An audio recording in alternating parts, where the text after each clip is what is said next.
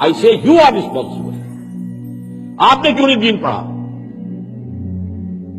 کیا یہ آپ کے لیے ممنوع ہے؟ میں نے کیوں دین پڑھا ہے؟ میں تو ڈاکٹر تھا، آپ فارماسسٹ ہیں، میرے بیٹوں نے پڑھا ہے، وہ نماز جمعہ پڑھا رہے ہیں، تو زیادتی کیا ہے؟ وہ ہماری ہے۔ ہم گئے پروفیشنز کی طرف، کیریئرز کی طرف، اور بالکل جو ہمارے سوسائٹی کا نچلا ترین طبقہ ہوتا ہے وہ جاتے ہیں دین کی تعلیم حاصل کرنے کے لیے۔ اکثر و بیشتر جو ہے آپ کو امام ملیں گے ہزارہ، اور یہ جو کوہستان کا علاقہ ہے وہاں کے لوگ انتہائی غریب، اور وہاں گھر گھر مدرسہ کھلا ہوا ہے، وہ کیا ہے؟ وہ روٹیاں مانگ کر محلے سے لا کے کھاتے ہیں۔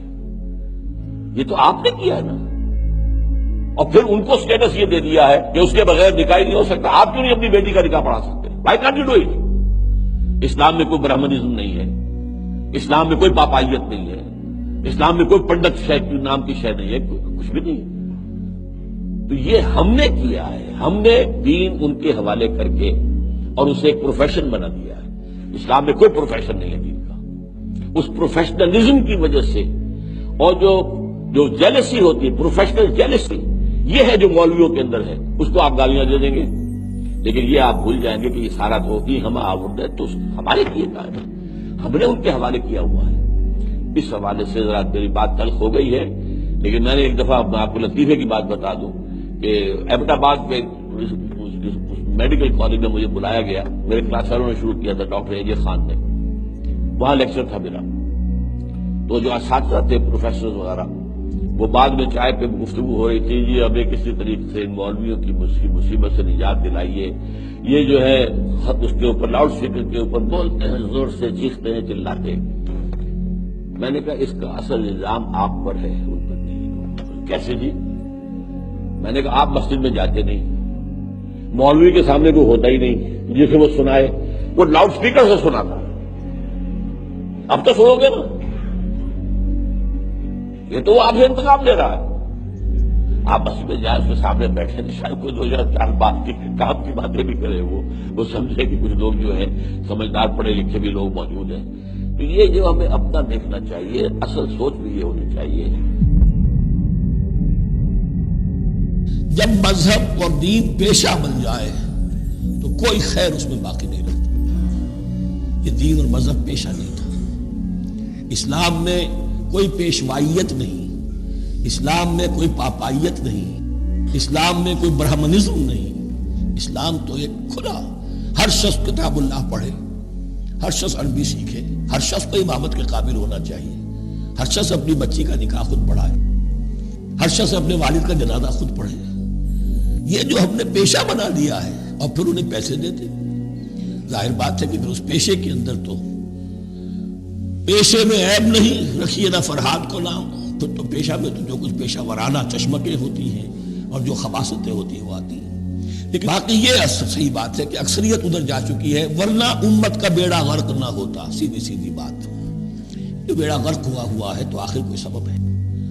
حق کی تلوار بڑی ننگی ہے، اور یہاں اللہ کا عدل یہ فرد سے فرد تک بدلتا نہیں ہے، نہ امت سے امت کی طرف بدلے گا۔ قوم اور کسی اور قوم سے ایک معاملہ، کسی دوسری قوم سے کوئی اور معاملہ نہیں۔ اللہ کے اصول ہیں، اللہ کے قوانین ہیں، اس کی فطرت ہے، فطرت اللہ التی فطر الناس علیہا۔ پھر یہ کہ اس کی سنت ہے، لن تجد لسنت اللہ تحویلا ولن تجد لسنت اللہ تبدیلا۔ جب بچے جوان ہو جاتے ہیں اور ماں باپ ان کو دین کا علم نہیں دلاتے، محنت نہیں کرتے، فقط قاری صاحب کو بلا کر یا مسجد میں بھیج کر قرآن ناظرہ پڑھا لیتے ہیں، بس یہ بڑا احسان کر دیا ماں باپ نے، قرآن پر احسان کر دیا، اللہ پر احسان کر دیا۔ جی میں نے 40 پاؤنڈ ہفتے کے دے کر قاری صاحب کو بلا کے بچوں کو قرآن ناظرہ پڑھا دیا، یا 5-10 پاؤنڈ ریگولر دے کر، یا میں فری آف کاسٹ پاکستان میں قرآن مجید کی کلاس میں بچوں کو مسجد میں بھیجتے ہوں، مولوی صاحب پڑھاتے ہیں۔ بڑا احسان کر دیا اپنے مولوی صاحب پر بھی، مسجد پر بھی، اللہ پر بھی، دین پر بھی۔ ظلم کی انتہا ہے۔ ذرا موازنہ تو کرو کہ دنیا کا علم اور دنیا داری سکھانے پر اولاد پر کتنی محنت ہے، کتنا خرچ کرتے ہو، زندگی لگا دیتے ہو، اور اس کے برعکس کمپیئر کرے دین سکھانے اور اولاد کی زندگی میں دین کو داخل کرنے کے لیے کتنی محنت کرتے ہیں، کتنا خرچ کرتے ہیں. دین تو مفت بھی ملے تو سیکھنے کو کوئی تیار نہیں. دین تو مفت ملے تو سیکھنے کو تیار نہیں. کتنا ظلم ہے. اور یونیورسٹی میں ہائر ایجوکیشن پر 10-10 ہزار پاؤنڈ دے کر بھی پڑھتے ہیں. سال کے لیے فیس دینی پڑے تو پڑھتے ہیں، ادھار اٹھا کر پڑھاتے ہیں، اور دین پر 100 روپیہ خرچ کرنے کو تیار نہیں. یہی وجہ ہے جب خاندان اچھے کھاتے پیتے لوگ اپنی اولادوں کو دین کے علم کے لیے نہیں بھیجیں گے تو غربت میں پسماندہ لوگ جن کے پاس بچوں کو پہنانے کے کپڑے نہیں، کھلانے کا کھانا نہیں ہے، جوتوں کے پیسے نہیں، روزگار کے پیسے نہیں، پھر وہ غربت زدہ لوگ اپنے بچوں کو بھیجیں گے اور وہ پھر آ کے علم حاصل کریں گے اور روزگار کے طور پہ دین کا علم یوز کریں گے. پھر دین کی تنخواہیں لیں گے، امامت کی، پھر پیسے لیں گے. تو دین سارا غریبی میں سیکھا اور غریبی میں تنخواہوں کے ساتھ آگے سنایا. اس تبلیغ میں کس برکت کی آپ توقع کرتے ہیں؟ کیا توقع کرتے ہیں کہ ایسی تبلیغ سے کتنا انقلاب آ جائے، آپ کے اندر کتنی تبدیلی آ جائے؟ پھر آخرت کے نام پر دنیا کمائی جائے گئی اور کیا ہوگا؟ اور یہ اسی کا نتیجہ ہے. چونکہ دین کا علم نہیں دیا، اور یہ ہلاکت اہل سنت ہمارے عقیدے میں، میرے عقیدے والے لوگوں میں زیادہ ہوئی. جس کو اٹھاؤ کوئی مولوی پیسے لیے بغیر تقریر کرنے کو تیار نہیں، دین کا علم دینے کو تیار نہیں، الا ماشاء اللہ. کوئی کسی کو بلا لے. پہلے تو جاتے تھے تو اس وقت خدمت لیتے تھے، اب ریٹ طے کرتے ہیں ایکٹروں کی طرح، ناچ گانے والوں کی طرح ریٹ ہیں. اللہ کی عزت کی قسم میں آپ کو ذاتی مشاہدہ بتا رہا ہوں، اللہ کی عزت کی قسم. میں انڈیا میں تھا، نام نہیں لوں گا کسی کا، میرا مقصود نام نہیں سمجھانا ہے. نامور عالم ہیں، بہت بڑے بڑے بزرگوں کی اولاد ہے، بڑے بزرگوں کی ہستیوں کی اولاد، نامور عالم ہیں. ہر شخص اہل سنت میں سے ان کو جانتا ہے. میں خانہ خدا میں یا آقا علیہ السلام کی حدیث پاک کی کتاب میرے ہاتھ میں اٹھا کر قسم کھا کر کہہ رہا ہوں کہ میں نے تحقیق کی. بے شمار لوگوں نے جگہ جگہ بتایا کہ ان کو تقریر کی دعوت دیں تو ان کے سیکٹری پہلے ایڈوانس 2 لاکھ انڈین روپیہ لیتے ہیں. اور بڑھاپے کا عالم یہ ہے کہ تقریر کی آواز نہیں نکلتی.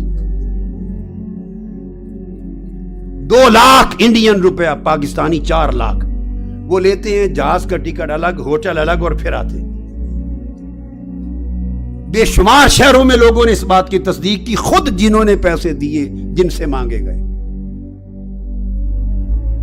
پھر میں آپ کو اللہ کی عزت کی قسم کھا کے بتا رہا ہوں، ابھی میں امریکہ میں تھا، کراچی پاکستان سے نان مرکزی علماء جاتے ہیں. کسی نے کہا ایک مولوی صاحب فارغ تھے، کسی کی طرف سے دعوت نہیں تھی کہ جمعے کا خطاب کریں.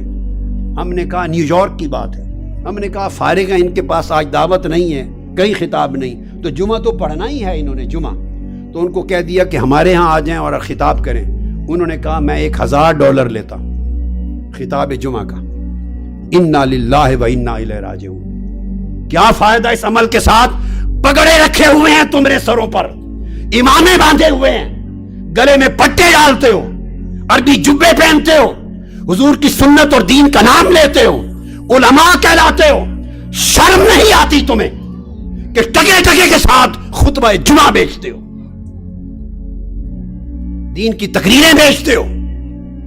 پھر اگر تمہارا اور ہمارا میں اب یوں کہ اگر ہمارا عمل دین کے نام لینے والوں کا یہ ہوگا تو پھر لوگ تمہیں بلائیں گے یا کنجروں کو بلائیں گے، گانے والیوں کو بلائیں گے؟ فرق کیا رہ گیا؟ اس نے گانا سنا کے پہلے پیسے ریٹ طے کیے، تم نے قال اللہ و قال الرسول قرآن اور سنت سنانا تھا، پہلے ریٹ طے کر رہے ہو بیٹھ کر. کیا دین رہ گیا؟ اور یہ وبا ہمارے مسلک اہل سنت میں زیادہ پھیلی ہے. دوسرے لوگ بھی لیتے ہوں گے مگر اتنے گھٹیا، اتنا نیچے نہیں گرے ہوں گے شاید. اپنے پردے داری میں لیتے ہوں گے. اخترا ہر کوئی زندہ ہے، ہماری طرح تو کوئی نہیں کرتا کہ نہیں لینا، اور شراب اور خنزیر کی طرح حرام کر دینا، اس طرح زندہ نہیں رہا جا سکتا. لوگ لیتے ہیں، لوگ ان کو عزت سے دے دیتے ہیں، جیب میں ڈال دیا، مانگتے نہیں ہیں، خدمت کر دی، تکریم تعظیم کے ساتھ کر دی. تو کچھ لوگ پھر کچھ رکھ رکھاؤ اور عزت رکھتے ہیں، ادھر تو منگتے بن گئے ہیں، ریٹ طے کرتے ہیں. یہ علماء کا الا ماشاء اللہ یہ عالم. اور اب نعت خانوں کی یہ ہے کہ 4 لاکھ، جتنا بڑا نعت خان ہے پہلے ریٹ مانگتا ہے، اور پھر نعتیں سنا کے عشق مصطفیٰ کی بات کرتے ہو. شرم سے ڈوب مرنا چاہیے تمہیں. کون سا عشق مصطفیٰ کا جس رسول کی نعت سنانے کے لیے تم رات کو 2 لاکھ 3 لاکھ 4 لاکھ کا ریٹ لو؟ عشق مصطفیٰ کی تلقین ہو رہی ہے اس مسلک میں. بولیے آپ کے تجربے ہیں یا نہیں؟ یہاں ایمان سے کہیے ہیں کہ نہیں؟ جب بلاتے ہیں تو ریٹ طے کرتے ہیں کہ نہیں نعتوں کے؟ ہاتھ کھڑا کر کے بتائیں ایمانداری سے، گواہی دیں، گواہی دیں. اونچی ہاتھ سے جن کا تعلق مساجد سے ہے، انتظامیہ سے ہے، ریٹ مانگتے ہیں؟ نعتوں کے مانگتے ہیں؟ قرآن کی قرات کے ریٹ مانگتے ہیں؟ تقریر علم دین کے بیان کے ریٹ مانگتے ہیں؟ کیا آقا نے یہی تلقین کی تھی امت کو؟ یہی سبق سکھایا تھا؟ صحابہ کرام کا طرز عمل یہ تھا؟ امام حسن بصری ایسے تھے؟ امام اعظم ابو حنیفہ اس طرح علم پڑھاتے تھے، ریٹ بناتے تھے؟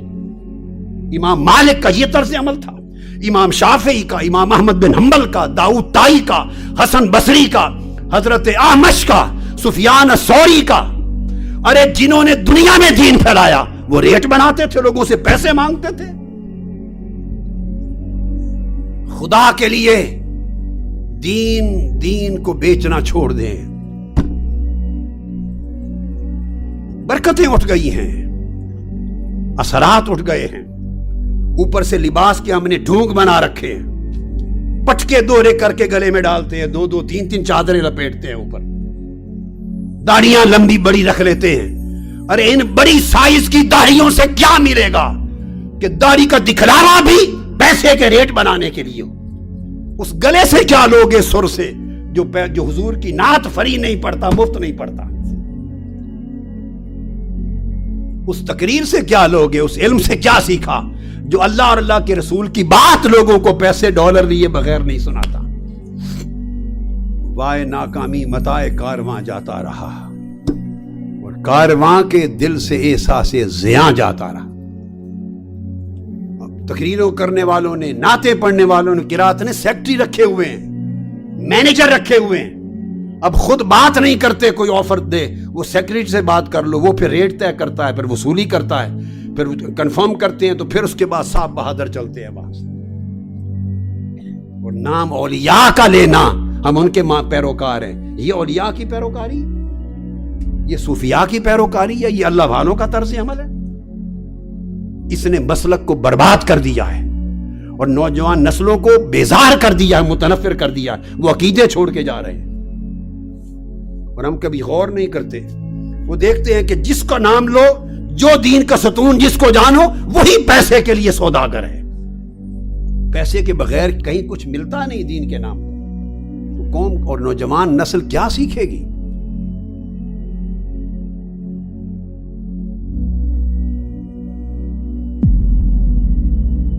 مسلمان اس قوم کا نام ہے جو ایک مشن اپنا دنیا میں رکھتی ہے.